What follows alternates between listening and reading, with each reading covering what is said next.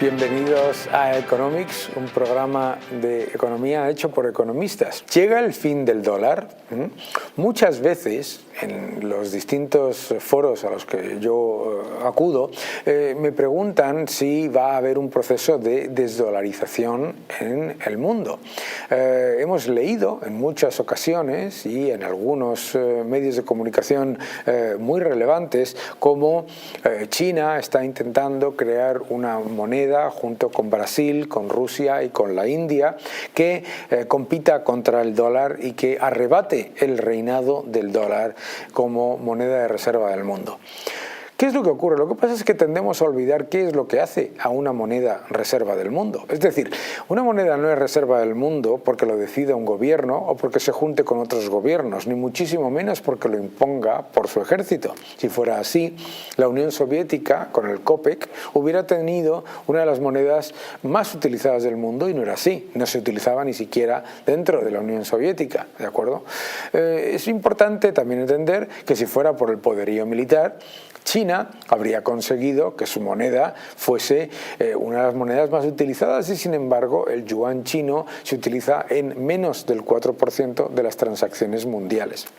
Es difícil explicarle a los estados que el valor y la utilización de una moneda no lo deciden los gobiernos, no lo deciden los inversores, no lo decido yo, ni lo decide usted, lo decide el próximo ciudadano o ciudadana que vaya a utilizar esa moneda. Es decir, lo que hace que una moneda sea reserva del mundo, es decir, que sea reserva de valor, unidad de medida y método de pago generalmente aceptado, no es que lo imponga un gobierno, sino que los ciudadanos lo acepten como algo con lo que van a poder llevar a cabo transacciones en el futuro. Hay muchas monedas impuestas por los gobiernos que los ciudadanos no quieren en muchos países del mundo. Hemos hablado en muchas ocasiones en este programa, pues desde el peso argentino hasta la moneda de países, pues desde Zimbabue hasta Irán, desde Turquía, etcétera. Hay muchos países en los que los ciudadanos prefieren hacer transacciones con otras monedas en las que por lo menos sepan que el poder adquisitivo de la moneda se va a mantener. Al final, el dinero no es nada más que una retransmisión, un reflejo del crédito que tiene la economía. El dinero, por lo tanto, en el momento en el que un gobierno excede su, digamos, confianza crediticia, lo que ocurre es que pierde rápidamente valor. Y no solamente pierde rápidamente valor porque los ciudadanos de los países extranjeros no lo quieran, no es porque los inversores internacionales no lo acepten, que también, sino donde empieza la destrucción de la confianza en una moneda es en los ciudadanos del país donde ese gobierno que excede su crédito ante el mundo está emitiendo esa moneda. Claro, cuando miramos Brasil, Rusia, la India y China, nos encontramos con varios problemas para destronar al dólar. El primero, la moneda de China y la moneda de Rusia tienen control de capitales. No puedes tener la moneda de reserva del mundo con control de capitales, muy sencillo. Nadie quiere encontrarse con la situación en la que vaya a ir a su banco y no pueda utilizar su propio dinero o en el que las transacciones internacionales vayan a ser limitadas por decisión gubernamental. La libertad de capitales es esencial. La India y Brasil son dos países cuya experiencia y cuya historia en reducir o destruir el poder adquisitivo de la moneda es muy alta. Y por lo tanto la confianza en esas monedas es muy baja. Juntar Brasil, Rusia, India y China, la rupia, el rublo, el yuan y el real brasileño, lo que no va a hacer es generar más confianza de la que ya tienen en cualquier caso. Los propios ciudadanos de esos países utilizan menos la moneda de sus países que lo que indicaría su potencia dentro de la economía. China es un 14-15% del Producto Interior Bruto del mundo y su moneda se utiliza solo en un 4% de las transacciones globales. Ya no os quiero contar el caso de Rusia, el caso de India, el caso de Brasil. Que Brasil y la India son países en los que la dolarización es muy grande. ¿Y por qué tenemos que entender esto? Vamos a ver, no solamente es una cuestión de confianza. No solamente es una cuestión de poder económico, es una cuestión de instituciones independientes y libertad de capitales. Instituciones independientes es clave. Una de las razones por las que el dólar es moneda de reserva del mundo es porque los ciudadanos del mundo confían en que el Banco Central está desligado del poder político. Porque los ciudadanos del mundo confían que el sistema financiero está desligado del poder político, que las instituciones, la judicatura, la regulación está limitada, está limitando al poder político. Por eso los países anglosajones, incluso los pequeños, como fue el Reino Unido, han tenido moneda de reserva del mundo. La importancia de instituciones independientes. No solamente eso. Lo he dicho antes, libertad de capitales. Sin libertad de capitales no hay moneda de reserva del mundo. ¿Puede el dólar perder su condición como moneda de reserva del mundo? Absolutamente que puede, por supuesto que puede. Pero el dólar no puede perder su estatus como moneda de reserva del mundo si el objetivo de otras monedas que pudiesen ser una alternativa es cometer los mismos errores que comete la Reserva Federal sin la demanda global que tiene el dólar.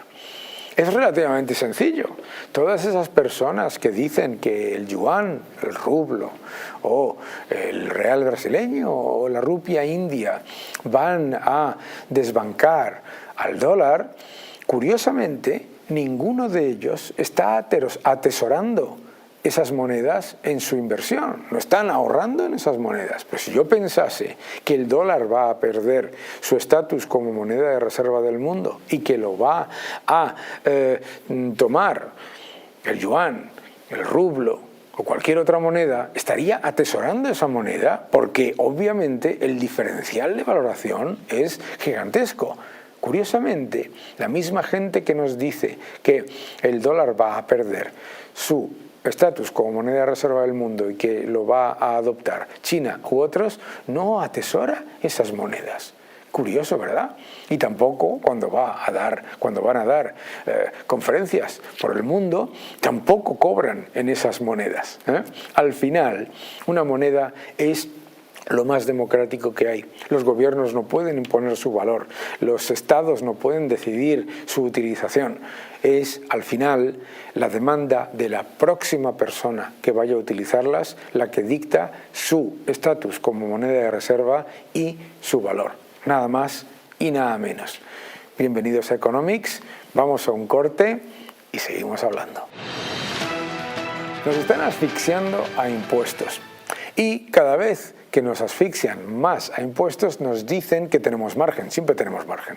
Para los gobernantes, los que contribuimos, siempre tenemos margen para pagar más impuestos. Les parece que es poco, ¿de acuerdo? Y si además siempre se comparan con el que más impuestos recauda o más impuestos tiene. Es curioso esto, ¿no? Muchos escucharéis muchas veces eso de que España tiene una presión fiscal más baja que la media de la Unión Europea. Pues no solamente, no es cierto, sino que nos la están subiendo cada vez más. José Ramón Riera, nuestro buen amigo, empresario y economista, nos va a explicar algunos datos que son como mínimo aterradores. Vamos a verlo. Muy buenas, Daniel. Hoy para Economics, si el gobierno lo permite, traigo unos datos que creo que van a ser tremendamente interesantes para todos los espectadores. Hoy vamos a hablar de presión fiscal en el 2022. Como todo el mundo sabe, la presión fiscal se calcula dividiendo el total de los impuestos entre el Producto Interior Bruto. En el año 2017, en el último año de gestión del Partido Popular, la presión fiscal llegó al 38,2%, que resulta de dividir los 444.000 millones de ingresos por impuestos entre el 1.161.000 millones de PIB. El año 2019, que es el primer año auténticamente de gestión del socialismo y el comunismo, los ingresos, el Producto Interior Bruto fue de 1.244.000 millones, que es el máximo que se ha alcanzado hasta ahora en la historia de nuestro país, y los ingresos por impuestos fueron de 488.500 millones, lo que da una presión fiscal del 39,2%. Si pasamos a la pandemia, nos encontramos que el año 2020 la presión fiscal se va hasta el 41,7 debido fundamentalmente a dos motivos: la caída tremenda del PIB y la mínima bajada del ingreso por impuestos. El señor Sánchez decide que lo más importante en esos momentos es mantener la carrera impositiva y consigue ingresar 467.000 millones.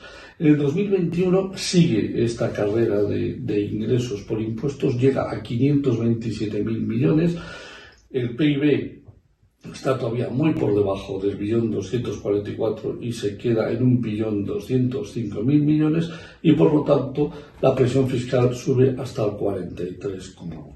Como sabemos, en el 2022 todavía no hemos superado el PIB del 2019. Mi estimación es de que se va a quedar en 1.236.000 millones, pero eso sí, los impuestos suben hasta 570.000 millones de euros, lo cual nos da una presión fiscal del 46%.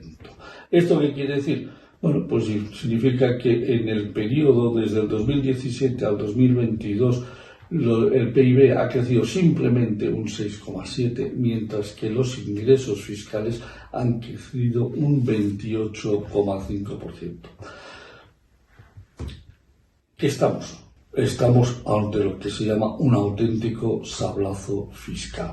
No hay manera de cortar esta sangría de ingresos que se está llevando este gobierno, y total, para seguir generando déficits cada día en valor absoluto más impresionantes. En cualquiera de los casos, hoy veníamos a hablar de sablazo fiscal, hoy veníamos a hablar de presión fiscal. Que sepan nuestros espectadores que se va a quedar en un 46,1% la presión fiscal del 2022. Muchas gracias y hasta el próximo programa.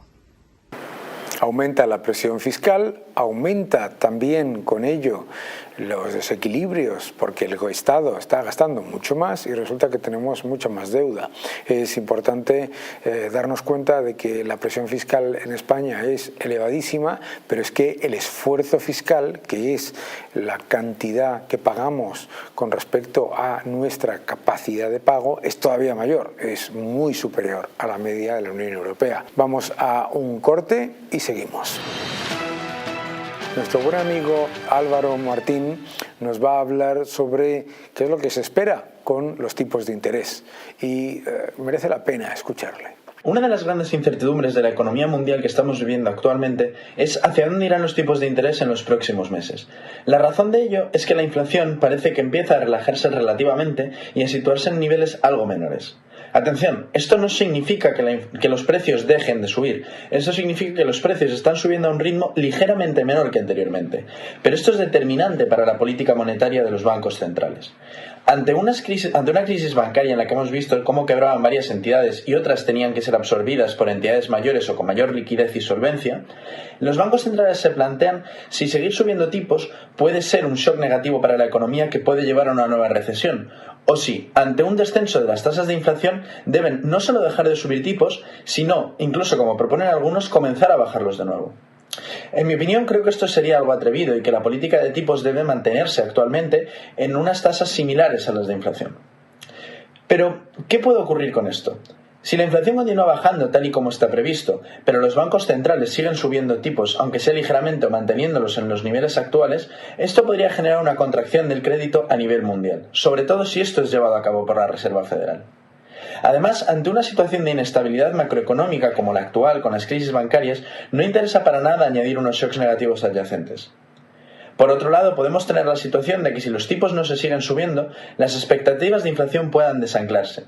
¿Qué significa que las expectativas de inflación se desanclen? Significa que los agentes privados tengan unas expectativas de que el día de mañana la inflación vaya a ser mayor que la de hoy. Por lo tanto, antepongan todo el consumo actual, dejen de ahorrar y este consumo nuevo acelere otra vez la subida de precios y nos devuelva unos niveles de inflación mayores, los cuales ya serían muy difíciles de detener simplemente con política monetaria. La Reserva Federal parece que se ha mantenido seria con esta política y que quiere seguir una senda de tipos, no dejándose guiar por una inflación relativamente menor en la actualidad, ya que los niveles siguen estando muy por encima del objetivo, aunque fuera asimétrico, del 2% de la Reserva Federal.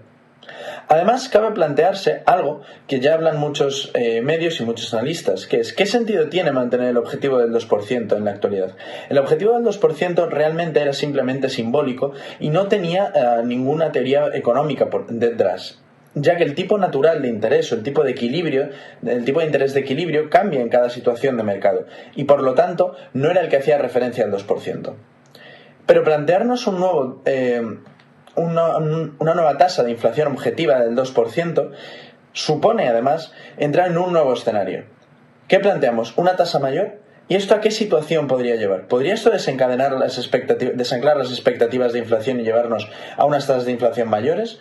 ¿O deben los bancos centrales, por otro lado, reducir tipos o estabilizarlos en la situación actual? Veremos lo que ocurre con ello. Lo que nos dice Álvaro es clave. No va a haber una reducción de la inflación si no se reduce la cantidad de dinero en el sistema y si no se ponen unos tipos de interés que estén más alineados con la inflación a largo plazo. Las estimaciones de inflación a largo plazo están a máximos de 12 años. En Estados Unidos han subido de un 2% a un 3%. Ustedes dirán, bueno, ¿qué más da un 2 que un 3%? Es una salvajada porque la inflación es acumulativa y anual. Y es muy importante entender que si los bancos centrales no toman medidas urgentes para que se modere esa inflación, nos vamos a encontrar con un problema mucho mayor, que es el de la estanflación. Y todos los que tenemos cierta edad, como el que ustedes están viendo ahora mismo, nos acordamos de la estanflación. Y la estanflación es empobrecimiento generalizado, pero sobre todo, además, es una pérdida de años de opciones para mucha gente, especialmente los más jóvenes. Y yo no quiero eso. Vamos a un corte y seguimos hablando. Uno de nuestros colaboradores más habituales, Daniel Rodríguez Asensio, nos ha enviado un vídeo que os recomiendo a todos que veáis porque siempre merece la pena escuchar lo que nos propone y lo que nos comenta. Hola amigos de Economics, hola de nuevo, un placer estar aquí con todos vosotros. Vamos a hablar de expectativas de los bancos centrales, ¿no? Porque todo el año pasado han hecho subidas de tipos importantes y bueno, yo creo que hay un poco de confusión con este tema. Primero, los tipos de interés no están altos, ¿no? Si atendemos a reglas objetivas que tienen en cuenta la inflación y el desempleo, los tipos de interés tanto en Europa como en Estados Unidos deberían estar mucho más altos, del orden del 7, 8, incluso algunas hablan del 11%, con lo cual, bueno, ese es el punto de partida, unos tipos de interés que continúan estando bajos. ¿Cuál es el problema, no? Pues modelos económicos que se han acostumbrado a tipos de interés ultra bajos que funcionan casi como morfina, ¿no? Tú tienes un problema, te chutas morfina y no dejas de tener el problema, pero no lo estás solucionando, ¿no? Esa es la cuestión, que los tipos de interés ultra bajos, la política monetaria ultra expansiva está llevando pues a que determinadas reformas estructurales no se hayan hecho durante este tiempo y a un estancamiento secular de las economías más importantes, tanto en Estados Unidos como en Europa. ¿Qué es lo que podemos esperar en el futuro? Bueno, pues una inflación que se va a estabilizar, por supuesto que sí, ya se está estabilizando de hecho, pero no creo que por lo menos este año, y veremos si el que viene, recupere esos niveles del 2%, que son los objetivos tanto de la Reserva Federal como del Banco Central Europeo. Y aquí, en torno al futuro, sí que hay que distinguir dos situaciones. La situación de Estados Unidos, donde, como sabéis, la Reserva Federal tiene el doble objetivo de empleo e inflación. Estados Unidos tiene una tasa de paro que está cerca de los mínimos históricos, 3,4, 3,5%. El mínimo histórico ya sabes que fue el 3,2%.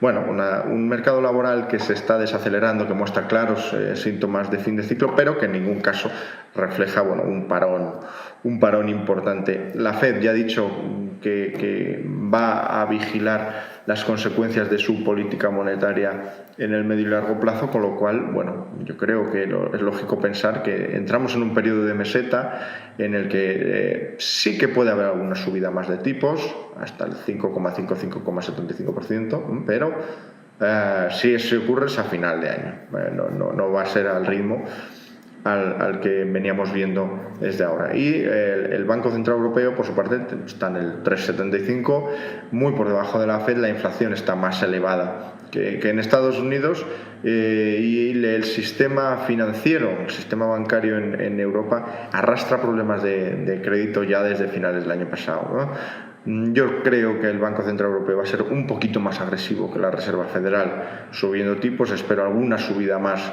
que en Estados Unidos, pero también entramos cerca de un periodo de meseta, sobre todo a finales de año. Ojo, meseta no es bajada de tipos. Yo creo que es un escenario que no lo contempla nadie. Es una estabilización que no una bajada. El riesgo de crisis financiera sigue ahí, aunque continúa bajo. Todo lo que ha ocurrido con los bancos lo ha incrementado, pero seguimos sin ver ni la morosidad ni los mercados interbancarios tensionados. Así que vamos a ver qué pasa con la evolución económica y sobre todo vamos a ver qué pasa con el sector financiero, que es absolutamente fundamental para los próximos meses. Un abrazo fuerte, amigos, nos vemos pronto. Muy, muy relevante cuando hablamos de normalización monetaria, que se entienda que los bancos centrales van a tomar esa decisión basada en la contracción o expansión de la demanda agregada. ¿Qué significa esto? Vamos a ver, no se puede esperar que los bancos centrales bajen tipos y a la vez que la economía vaya bien. La única manera en la que los bancos centrales bajarían los tipos de interés es si la demanda agregada se desploma, pero si los estados consumen todavía más y siguen gastando muy por encima de los niveles prepandemia, ¿qué es lo que ocurre? Que se reduciría esa demanda agregada con un colapso de la demanda privada. Por lo tanto, los que esperan que una bajada de tipos de interés sea un evento, un catalizador positivo para los mercados, están muy equivocados.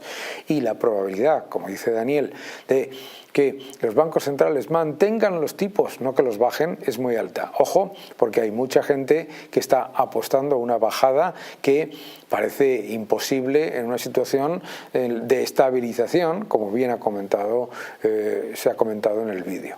Vamos a un corte y seguimos con el programa. El mercado bursátil, el mercado de renta fija también, ha mostrado una fortaleza en el primer trimestre más que sorprendente, teniendo en cuenta que ha habido una crisis bancaria. Y eso demuestra que los beneficios empresariales son más sólidos de lo que se esperaba, que los emisores de deuda han sido más prudentes de lo que mucha gente se temía, y desde luego que las condiciones de crédito en general y el apetito inversor se mantiene. Vamos a ver con nuestro buen amigo Gustavo Martínez algunos mensajes sobre cómo podemos esperar que evolucionen los mercados en los próximos meses. Buenos días. ¿Qué podemos esperar de los mercados en los próximos días? Como bien sabéis, el panorama macroeconómico está centrado ahora mismo en qué va a hacer Estados Unidos con su techo de la deuda, ese conflicto que tienen demócratas y republicanos y que nos acostumbran a tener todos los años, pero que más o menos el mercado ya descuenta qué es lo que va a suceder, y es que el Standard & Poor's 500 apenas ha recogido este problema, ¿no? Pero más allá de ello, lo que tenemos otra vez, el mercado sigue preocupado por cuál va a ser la política monetaria de la Reserva Federal, la cual no ha venido siendo hasta ahora muy hawkish, esto es, que políticas restrictivas de tipos de interés elevados que, pues que pueden provocar o desencadenar en una crisis de confianza, ¿no?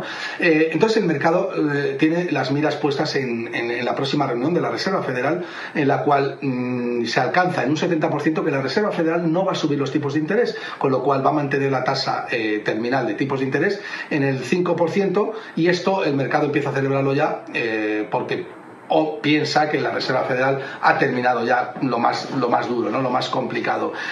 Ahora bien, la cuestión es ¿cuándo la Reserva Federal va a empezar a bajar tipos de interés? Bueno, pues si nos fijamos a la curva de tipos de interés, vemos que sigue muy invertida, pero cada vez menos invertida. Esto significa que el diferencial entre los tramos largos y los tramos cortos, los vencimientos largos y los vencimientos cortos, cada vez se están estrechando menos, ¿no? Esto o se están tornando menos negativos. Esto está dándonos pistas de que efectivamente parece ser que lo peor ya ha pasado y que lo más normal es que la curva de tipos de interés retorne a su senda positiva o a su pendiente positiva. Esto, la renta fija, el bono a 10 años, como se financia Estados Unidos a 10 años, lo está recogiendo porque está pagando una TIR o una rentabilidad del 3,5%, con lo cual está diciendo que sí, que efectivamente los tipos de interés se van a bajar. Pero es que además el Standard & Poor's 500 está cotizando a 22 veces beneficios, que podría aparentemente parecer que está caro con respecto a su media histórica, pero la realidad es que el múltiplo está recogiendo cómo va a estar dentro de un año o dos. Es decir, lo que el PER 22 de ahora es un PER 15 o un PER 17,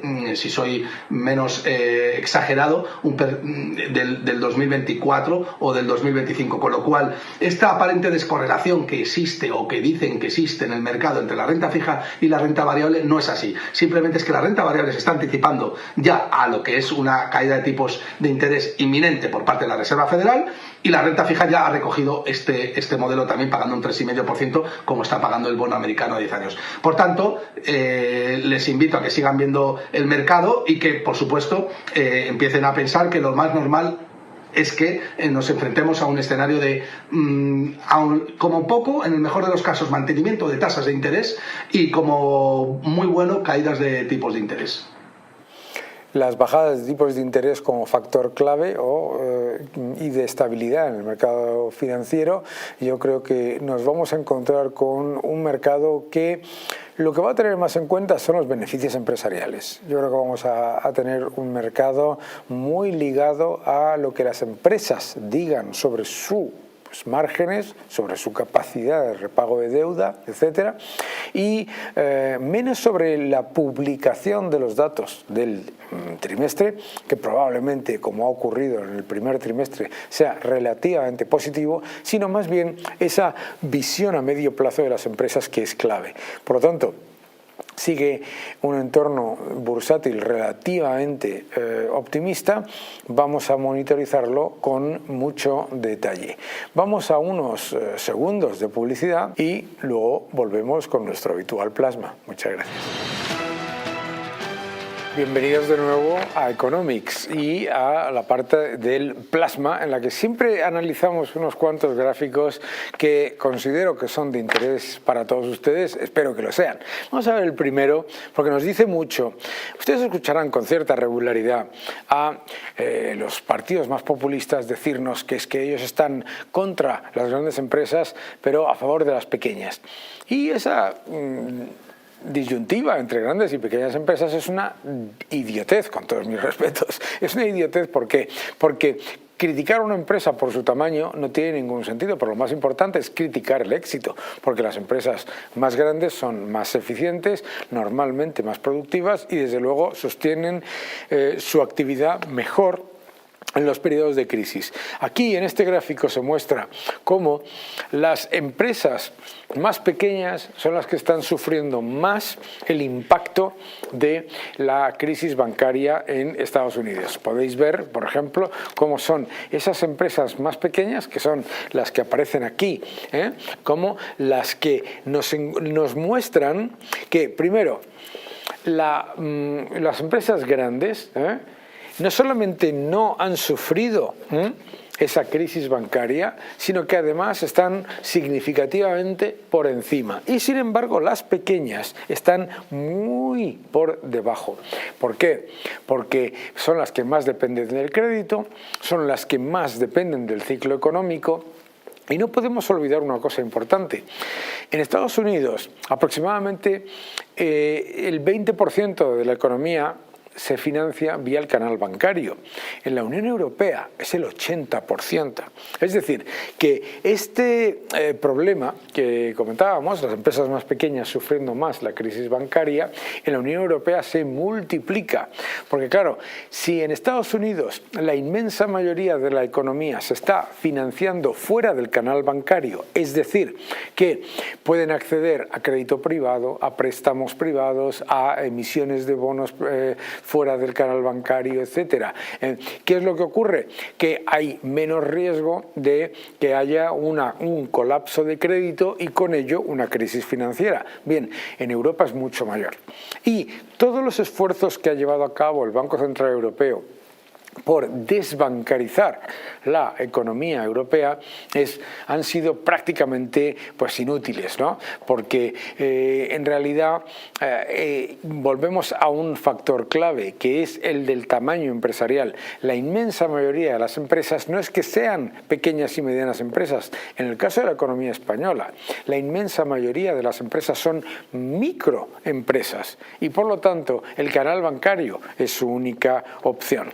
Es por eso clave que no se caiga en el error de pensar que los problemas del sector bancario en Estados Unidos son una anécdota que no tiene nada que ver con Europa, porque nos podemos llevar el susto que ocurrió entre el año 2011 y el año 2014, en el que, lo que se refleja es que los problemas que ocurren en Estados Unidos se solucionan muy rápidamente y los europeos tardan muchos años, algunos dirían que todavía no nos hemos recuperado. Vamos al siguiente gráfico.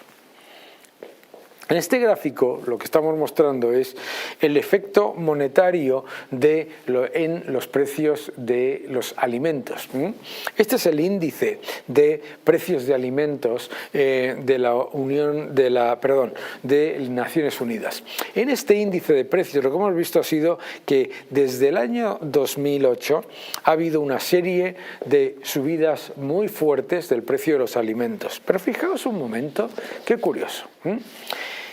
Mirad la gran subida cuando se genera con la primera expansión masiva monetaria, la segunda subida también con una fuerte expansión monetaria y la mayor de todas, precisamente en ese experimento absolutamente aberrante que hemos vivido entre el año 2020 y 2021, en el que se creó más cantidad de dinero por parte de los bancos centrales que en todo el periodo previo del que estamos hablando. Una auténtica locura. Claro, en realidad, ¿qué es lo que pasa? No están subiendo los precios de los alimentos. Lo que está pasando es que está perdiendo poder adquisitivo la moneda.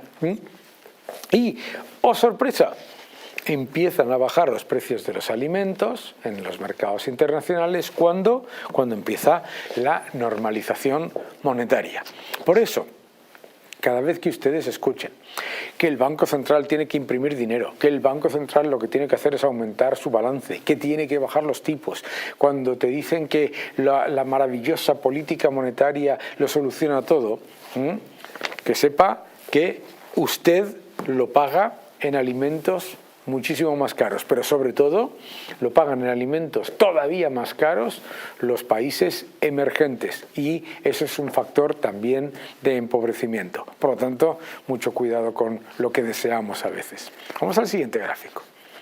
Este siguiente gráfico nos muestra algo que me parece bastante preocupante, ¿no? Me parece preocupante que el mercado esté asumiendo en la bolsa cómo va a haber una subida en bolsa de la valoración de las empresas petroleras cuando lo que ha habido ha sido una bajada muy fuerte del precio del petróleo. ¿Qué es lo que nos está diciendo este gráfico? Nos está diciendo que la correlación entre las empresas petroleras y las empresas energéticas que la gente ha comprado con mucha voracidad en el año 2022 están extremadamente correlacionadas con el precio del petróleo. Normal, eso lo entendemos todos. Pero ¿qué es lo que pasa?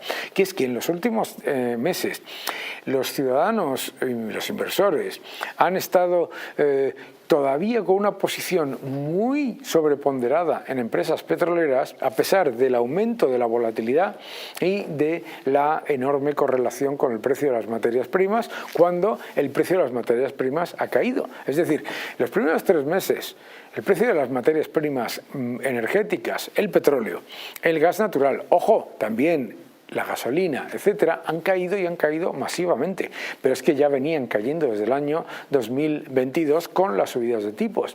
Y sin embargo, la percepción optimista sobre el sector petrolero se ha mantenido. Se ha mantenido y creo que es un factor que hay que tener cuidado, porque el sector petrolero es extremadamente cíclico y tomar mucha exposición al ciclo tiene su riesgo. Por lo tanto, algo que vamos a monitorizar. Ojo, que de momento los resultados empresariales de las empresas petroleras no han sido muy malos, pero eso claramente puede tener un efecto en los próximos 12-14 meses.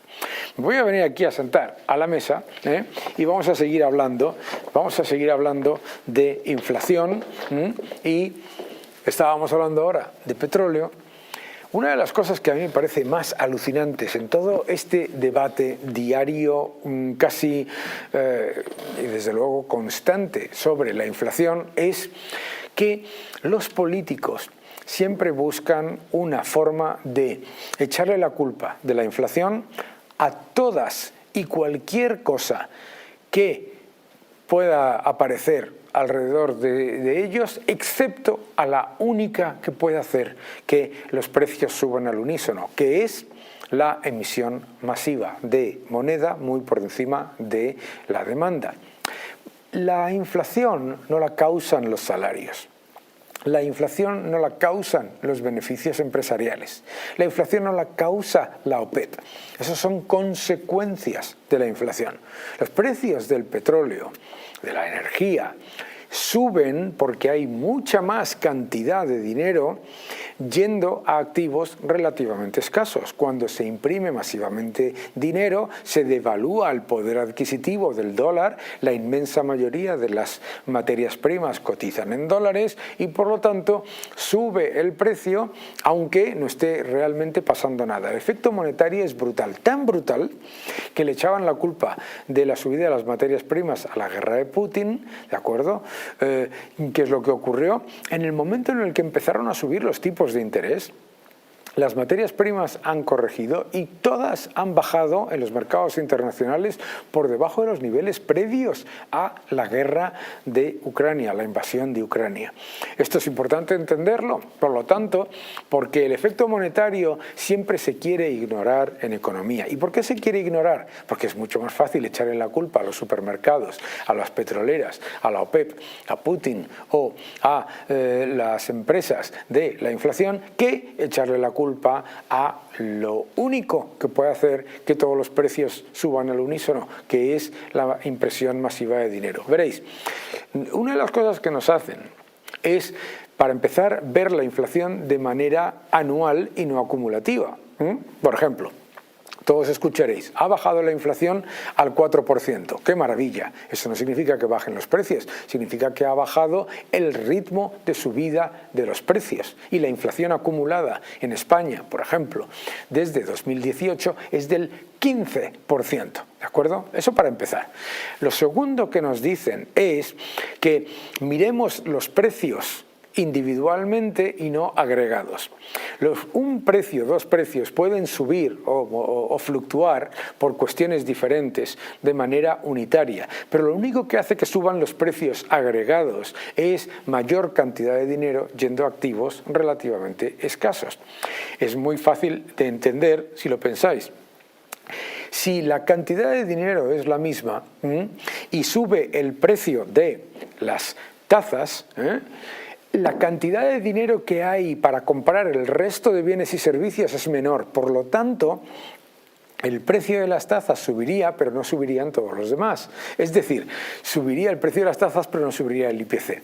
¿Cómo lo podéis entender esto en vuestra experiencia histórica? Por ejemplo, cuando el precio del petróleo se fue a máximos en el año 2016-18 y la inflación no subía en general, ¿no? ¿Y por qué? Porque la emisión monetaria por parte del Banco Central Europeo era significativamente menor a la demanda de dinero. A pesar de todo, el Banco Central Europeo sí generaba inflación de activos. Ojo, ¿por qué? Porque como compraba bonos del Estado, hacía que el bono del Estado fuese extremadamente caro. Baja la prima de riesgo, sube el precio, ¿de acuerdo? Baja la rentabilidad exigida, sube el precio, significa que está generando inflación de activos. Pero ese es otro factor. Entonces, hablábamos antes, los salarios. Los salarios no suben la inflación. Los salarios son una consecuencia de la inflación. Los salarios, como todos podemos entender, cuando sube el salario de una persona, no está generando mayor cantidad de unidades monetarias en el sistema, son las mismas. Lo que ocurre con ese salario es que normalmente cuando aparece la inflación, los trabajadores empiezan a exigir que se les compense por la pérdida de poder adquisitivo de la moneda. Se les compensa un poco después, pero ya han perdido poder adquisitivo y continúan perdiéndolo. Además, los salarios no van ligados a la inflación, van ligados a la productividad, como es normal. Y por lo tanto, si se suben los salarios por encima de la productividad cuando hay inflación, ¿qué es lo que ocurre? Que después se genera desempleo. Pero en cualquier caso, los salarios no son una causa de la inflación, son una consecuencia de la misma, igual que los beneficios empresariales. Si los beneficios empresariales fuesen la causa de la inflación, en Estados Unidos habría hiperinflación y en Argentina y en Venezuela tendrían bajísima inflación, y pasa lo contrario, ¿no? En Estados Unidos hemos tenido récord tras récord tras récord de beneficios empresariales durante décadas con inflación muy baja. En Europa también hemos tenido beneficios empresariales creciendo, mejorando durante años en los que la inflación era muy baja. Los beneficios empresariales no generan la inflación simplemente por una razón, lo podéis entender perfectamente. No supone la creación de más unidades de dinero. En realidad, bajar los impuestos no significa aumentar la inflación tampoco, porque no es más creación de unidades de moneda, sino más unidades de moneda en el bolsillo de los que la ganan. Claro, la única manera en la que se puede crear inflación adicional con esos factores, los beneficios empresariales, los salarios, la OPEP, etcétera, etcétera, es si la cantidad de dinero que se emite en el sistema continúa siendo muy superior a los niveles de demanda que hay de esa unidad monetaria, de ese método de pago que es la moneda. Porque eso es lo que es la moneda. La moneda no deja de ser crédito, ¿de acuerdo? Entonces, si nosotros pensamos que los beneficios empresariales generan inflación, pensarlo por un momento. Si los beneficios empresariales fuesen la causa de la inflación, ¿cómo iban a tener niveles de inflación tan elevados países como España, en el que los beneficios empresariales todavía no han llegado a los niveles de 2019? Luego está el truco, que este es el que más me gusta a mí de todos, que es cuando se nos habla de cosas en términos nominales y en otras en términos reales. Por ejemplo, ¿no? Nos dicen, no, hombre, por favor, es que los beneficios empresariales han subido porque el valor añadido bruto que publica el Banco de España es superior. El valor añadido bruto es nominal y el valor añadido bruto no son los beneficios empresariales, ni muchísimo menos.